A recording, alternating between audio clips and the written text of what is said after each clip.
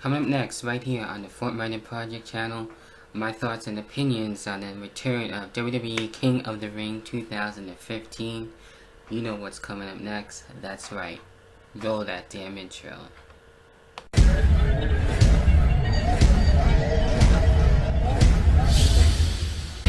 Inside me, a light was turned on. Then I was alive. If you close your eyes, your life, a naked truth revealed. The dreams you never lived and scars never healed. In the darkness, light will take you to the other side. And find me waiting there, you'll see if you just close your eyes. Alright, so there you have it. The King of the Ring 2015 tournament is officially in the record books. A two-night event.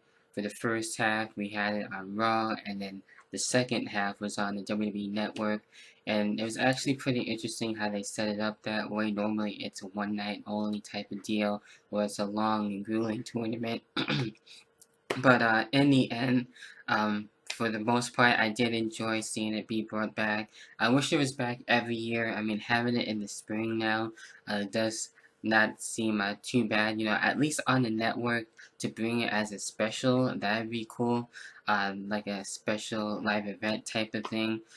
Even bringing it back as a pay-per-view or something like that, and getting rid of one of the pay-per-views, like one of the filler pay-per-views, if you will, then I wouldn't be against that whatsoever. But having it be brought back at least for this year, hopefully we'll see it again next year.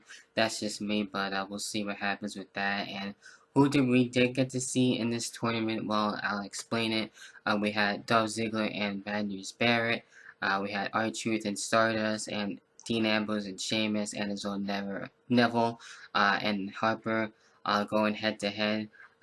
So with the first match, what we did see for the first portion of the show for Raw, where we had Ziggler and Bad News Barrett going head to head there, and Bad News Barrett was able to advance in the tournament, where we had interference there by Sheamus. So basically, they made their presence known in the King of the Ring tournament, and having their feud continue and looking to be able to face each other at Payback. I can see that happening, and I think that's where it's most likely going to go. So, not surprised about that. And Bad News Barrett able to go into the second half of the King of the Ring tournament for the network. Then we had R-Truth and Stardust go head to head, and where we had R-Truth advancing into the tournament as well. So that match wasn't too bad. It was actually pretty good there. Then we had Ambrose and Sheamus, which is a great match to see those two in action. And Dolph Ziggler made his presence known there, actually having the disqualification where I thought Dean Ambrose was going to win in advance. He was my main pick overall, so sadly he didn't advance. It was Sheamus who was able to go on with the former King of the Ring winner.